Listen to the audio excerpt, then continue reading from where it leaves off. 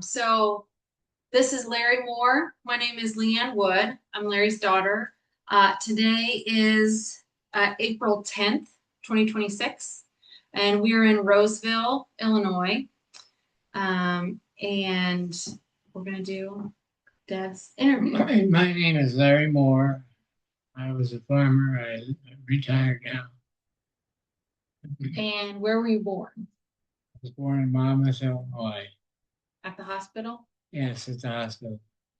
Uh, how many brothers and sisters do you have? I have two brothers and one sister. Where do you fall? I'm a second. Second born. What is your earliest memory? My earliest memories. I was in a house that tore down in the country, and I was upstairs in my crib, and I had my older brother, was giving me a toy through the bars. So, You remember what toy it was? Was it like say it was a a horse or little something? cow. A cow. That was Phil. Yeah. Phil Moore. I handed you that little toy through the bars of the crib. And what were your parents' names? Robert S. Moore, my father. My mother was Lois Kettering Moore.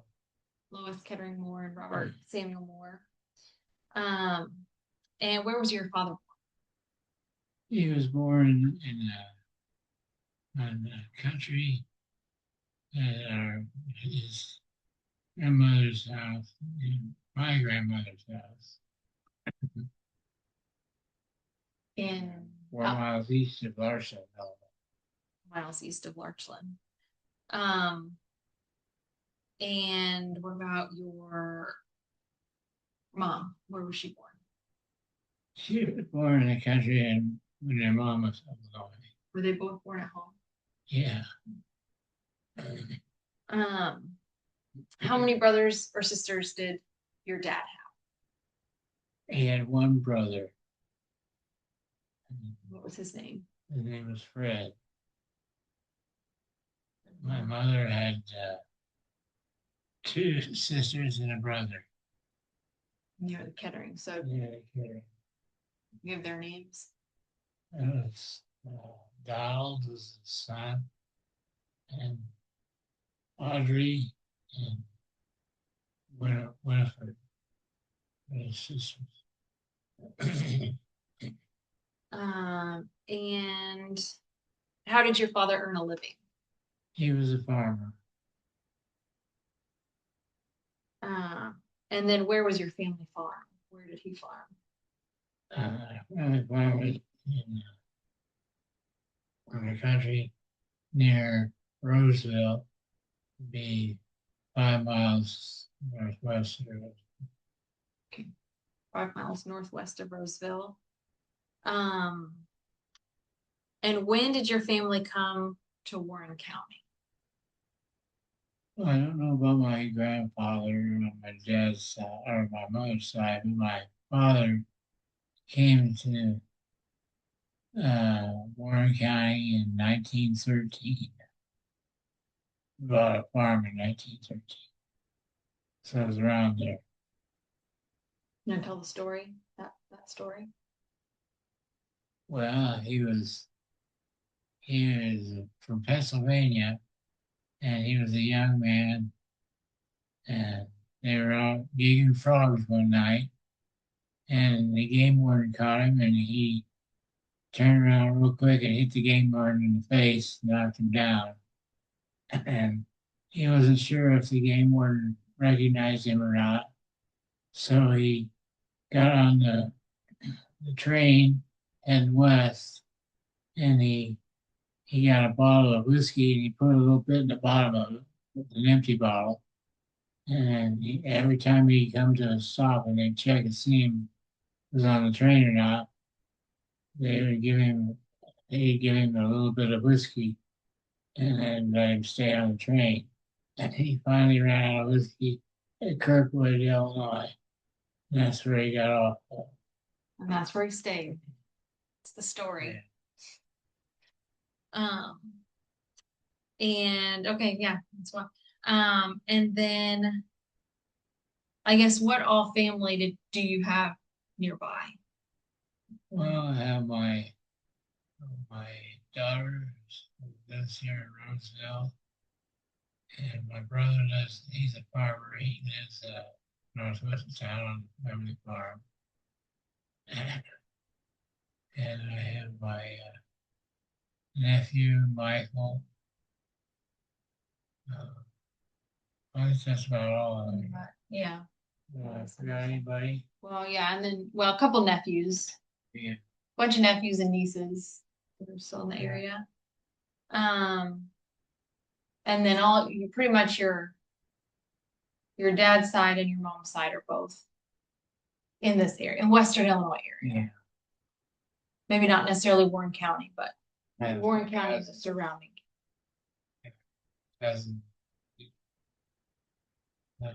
Joy. Joy. Um, tell us a memory you have of your father when you were a child. Well, I think of one story. One time we back in a feedlot back in the field, we call it, and he had a bunch of hogs back there. It was time to bring them in for market. So if you ever work with a hog, you know there's always one hog that won't go with the rest of them. And they chased him around that pen for, I don't know, 15, 20 minutes. And finally, my dad got mad and he picked up a brick bat that was laying on the ground. And he said, you son of a gun, take this. And he threw it at the hog, hit him right in the head and killed him right there. Did not mean to. Didn't mean to kill him, no. But the thing that surprised me, he took the hog downstairs in the house and butchered him right there. He wasn't going to give up the price of that hog. He's going to get it one way or the other. Did you? Oh, you didn't always butcher your own meat, or did you? Not Sometimes. always, no. They outlawed it somewhere along the way. But I remember him doing it. You call a butcher and he'd bring his truck, stand out and hang the hog up, stick it, lead to death. Hmm. And he butchered. Hmm. Uh, and then tell us a memory you have of your mother when you were a child. Well, I remember she was very close to her sister Audrey. They lived up by Lido, and every year Audrey would bring in a bunch of chickens, and they would butcher chickens. And I remember going up there, and she Audrey would cut the chicken's head off with a butcher knife, and sometimes they would run around without her head on. And mom could never do that. She was too kind-hearted. She couldn't kill the chickens. She had to pluck the feathers off and then take the insides out, put up chickens, and then share it out. I don't know how many Sunday dinners we had with those chickens. Hmm. They're good. And then where did you go to elementary school? Well, I went to Roseville. Building is right across the street from where I am So now. it's now the old elementary school, but currently it's the Roseville Community Center that used to be an elementary school. Our first grade class was the first one to go to school in the new building. And what year was that? 1955. And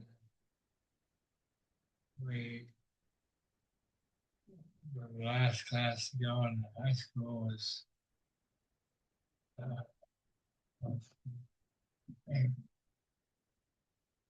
don't remember what year it was. Before, are you talking about before we consolidated? Yeah. With Monmouth, it would have been, I don't remember either, but probably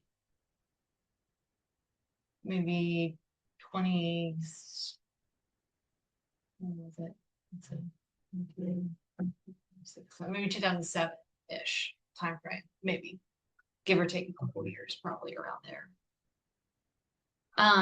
What was the name of one of your teachers, or can you name some of your teachers from elementary school? First grade teacher was Ballinger. Second grade teacher was Miss Brewer. The third grade teacher was Mrs. Harden. The fourth grade teacher was Mrs. Monroe. The fifth grade teacher was Mrs. Kimball. And the sixth grade teacher was this tracker. This sixth grade teacher was Mrs. Manuel. And the seventh grade, we had a lot of different teachers. So they came around our room. You stayed in one room and the Yeah. teachers rotated. And what was your favorite subject? Science. Science. Pretty holds true. You still like science today. Yeah. And then you want to tell, I think this is a kind of a fun story, but you want to tell the story of your pet raccoon? My dad and my grandpa farmed bale hay together. And I got to tag along behind. And one day I was, my grandpa had a boxcar that he made into a hay shed and a cattle shed lead to. And he had some old hay in there that he wanted to take out and feed up first before he fed out the new hay. Filled with new hay. And when they were taking the bales out, the old hay, there was a coon that was in there, and he ran around and then jumped up on me, and then jumped out and ran across the lot and up a tree.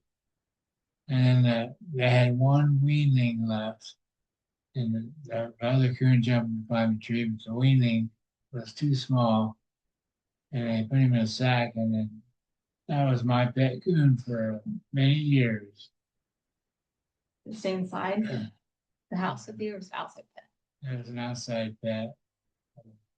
We had a cage for him, and I kept him for a long time. I think my parents turned him loose. They're afraid he'd get me because he was male. I wasn't very nice to him. Henri. Yeah. Anyway. So you think they just let him out one day when they felt like it was He came time. back one time. They let him out again. He stayed outside. Not many people can say they had a pet raccoon when they were little. Let's see. Where did you meet Mom? Your wife. Where did you meet your wife? Well, she was a blind date. Introduced to my sister-in-law and my two sister-in-laws, I guess, got together, and they were working on a Bible school project, and they each said they had one had a nice boy, and they wish he could find a mate for him, and the other one said, I have a very nice girl sister that I like to marry now. And so they got us introduced, and it was love at first sight for me. I went home and looked in the mirror and said, I'm going to marry her. And I did.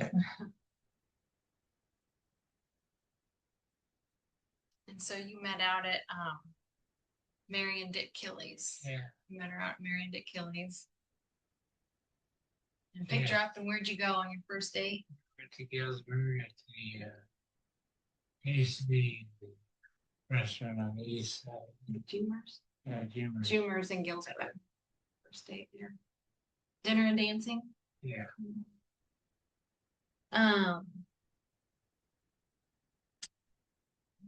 I guess that's that. Um, and how did you earn your living? Well, when I graduated from college, I to work for a bank in Peoria, and I worked there for 3 years, and then I got an opportunity to come back to work on a hog farm, a confinement hog farm, which I did, and eventually took over operation, and then I farmed for 39 years. Um, and let's see. So then here's a question. Did your in-laws also live Now, we live in Champaign, but Which is, yeah. for my wife. Um, and then did your spouse work outside the home? Yes, she did. She nurse anesthetist. In, Yeah, I see. Or, up at St. Mary's in Galesburg. yeah. Um, tell us a story about something that happened at work. Let's see.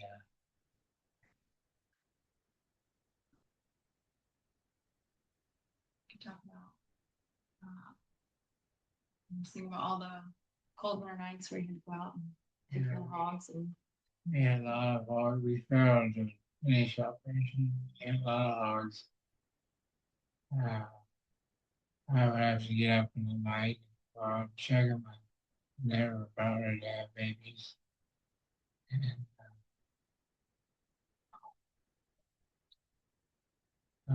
also I had to check the dryer and get a dryer that dried corn. And I'd have to get up and check that as well. And if you didn't check it, you'd go out there and you'd find a bunch of corn on the ground. That'd be big time. So, And I remember mom saying that she would, when you would come in, she'd check your fingers for frostbite out there. I know. Yeah. Um, uh, and this isn't really my interview, but I'll say I remember going out there when they had piglets when I was probably just really little, probably 3 or 4 years old. And they had piglets, and you let us go out there and hold the piglets. And squeal and squeal. They were loud. Um, okay, what was it like to be a farmer back then, and how is it different from today? Back then we did a lot of tillage. We were around twice in the spring, once in the fall, and we don't do near the tillage now that we used to do. A lot of us done no till at all, and so that's helping. And just the thing, the way things have inflated. Uh, back when I started farming, you could buy a big tractor for $35,000. I remember the guy I worked for said, you change oil on these tractors, be real careful you get it right. Because this tractor costs $35,000. And today that same tractor, or one the same size, would be 200,000. Yeah, It's crazy. amazing. Yeah. And that's probably the equipment and land and the whole everything about it. It's a lot more expensive. And then you're gonna talk about like today tractors have GPS and so they use have the GPS to do your go back and forth. I can steer on 3 field, just turn hands, come back. I always marveled at my grandfather. When he started farming, he farmed with horses. When he quit farming, he never really farming like we do today, except for the tillage. But he saw a lot of changes in his life too. And I know you used to like some of your tractors didn't have a cab, right, when you first started, and so you'd be all covered in dust Yeah, by the time you're done. when I started, I didn't have a cab tractor for my planters. So some of the coolest days I spent was spraying a plant corn. I had everything I had on. It was so cool. And now you've got radios and Sirius XM and everything in tractors, right? Air conditioning. So I remember at one point, this was probably maybe in the 90s or early 2000s or something. One thing you wanted was like to listen to something while you were planting and harvesting because there's just long days of going back and forth and you kind of wanted some entertainment. But now they fix that problem. They got all sorts of gadgets, I think, now. Yeah. Um, oh, let's see. So we can talk about this. How has your farming operation declined or grown since previous generations? We'll start with that. Yes, started farming 300 acres. And when I quit, farming 2,000. Brother, And then what crops were raised on the farm? Corn, beans, oats, and hay. And we don't grow hay anymore. My brother is. And then you were talking about livestock. Yeah, we had a lot of livestock. Only hogs. Mainly hogs. Yeah, only hogs. Only hogs for you. Your brother has cows. Yeah, Let's see. Did your family attend local churches? And if so, which ones? yes, we went to Roseville Christian Church and we weren't there for a long time, probably 34 years. Um, what memories or stories do you have about attending church?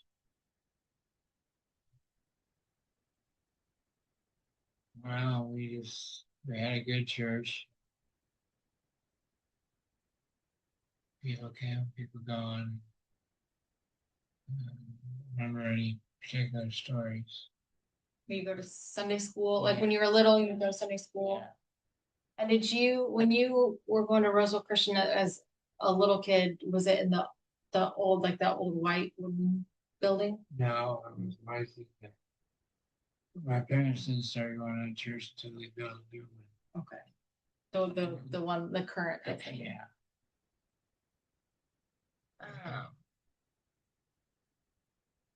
Let's see. In what community activities were you or members of your family involved? So like 4-H, Scouts, the fairs, any fraternity? Just fed 4-H, 4-H fairs.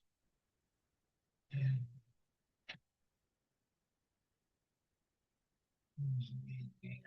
And as an adult, you were involved in Lions Club. yeah. Lions Club. Uh, And then you were an elder in the church for a while. yeah. Um, Uh, and yeah, any other stories? church. Bill owns a church. And when I go in there, I look at the top of the ceiling, and it's way up there. I remember getting on a lift, lifting up as high as it would go, and then putting a piece of plywood across the bars on top, and on the plywood, and painted the basketball. The hoops where Yeah. they attached to Yeah. no net. I never do that again. Did it that time. Yeah. Remember that too. Trying to think, Any other like stories from your childhood that tell the one about you got you get like your clothing caught and Oh, yeah. something you're just a boy. Yeah, I was doing chores for my dad and had some cattle back in the field. And I took feed by back through the field. And it had a PTO shaft. It didn't have a cover on it. Didn't have it didn't have a protected PTO. It had a number 9 wire stuck through there and hold it together. And I come back there to see if there was feed in the back of it, and it was empty or not. And that wire caught my pants leg and started rolling it up. And I should have died then. And my pants were old and they ripped and it just tore my one leg off. Leg of the pants off. Didn't hurt me any. But my mother about had a coronary when I walked in with one pant and told her what happened. One leg torn. I would too. So I was lucky I didn't die there. I should have died, Yeah. but I didn't.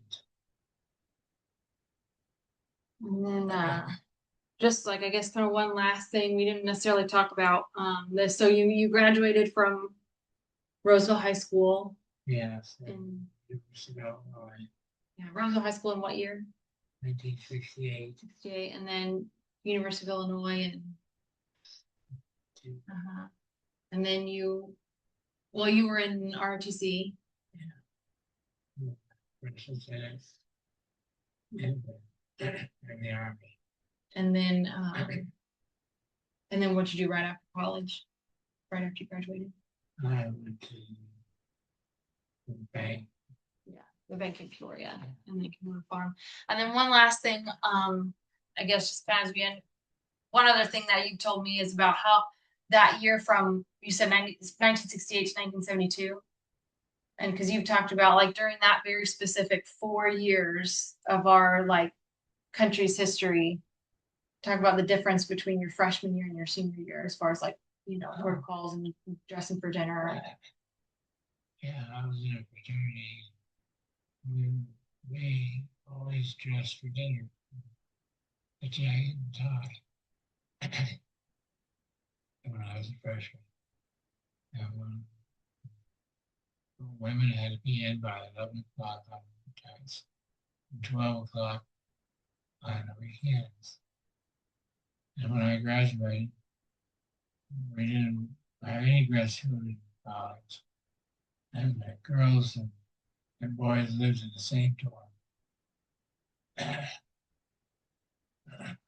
Big changes just in Big four, changes. four short years, but Big those were, social change.